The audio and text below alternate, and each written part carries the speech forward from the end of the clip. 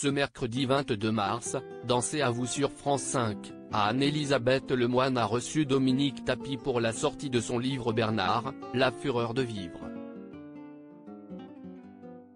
Lors de son passage, elle est revenue sur les derniers instants de son mari avant son décès, survenu le 3 octobre 2021.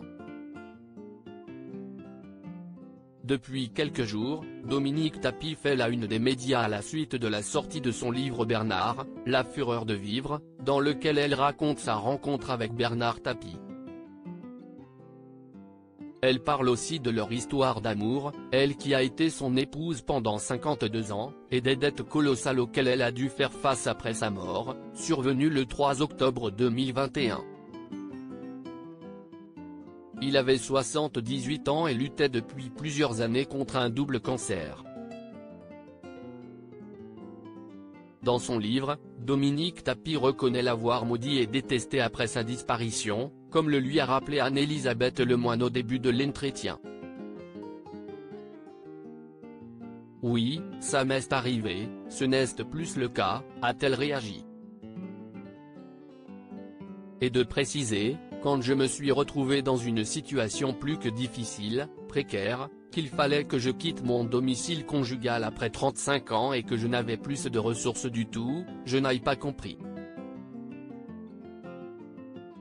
Cette surprenante demande que Bernard Tapie lui a faite avant de mourir après sa mort, elle s'est retrouvée dans un gouffre financier, au point même de ne pas pouvoir payer la pierre tombale de son mari.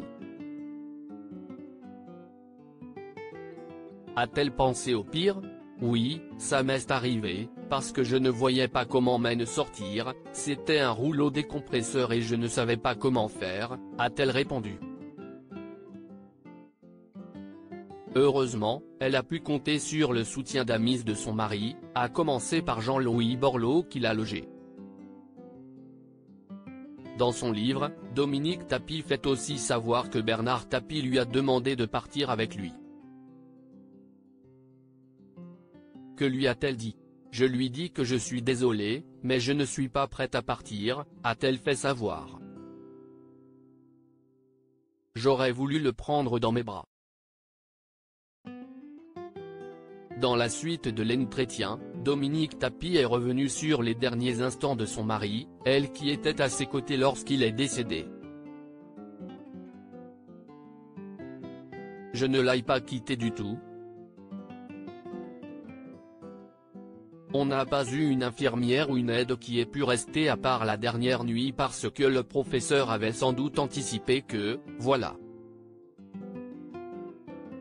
J'étais dans le déni le plus total. Je lui dis, tu sais, ce n'est pas la peine de me mettre cette infirmière parce que la nuit, depuis 2-3 jours, il ne me réveille plus.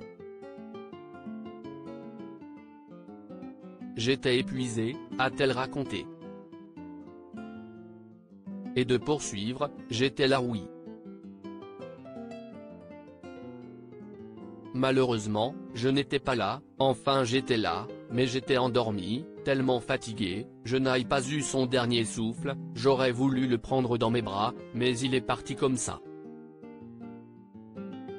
À lire aussi J'ai caché son revolver, Dominique Tapie revient sur la sortie de prison de son mari, et confie la crainte d'un suicide qui l'a hanté.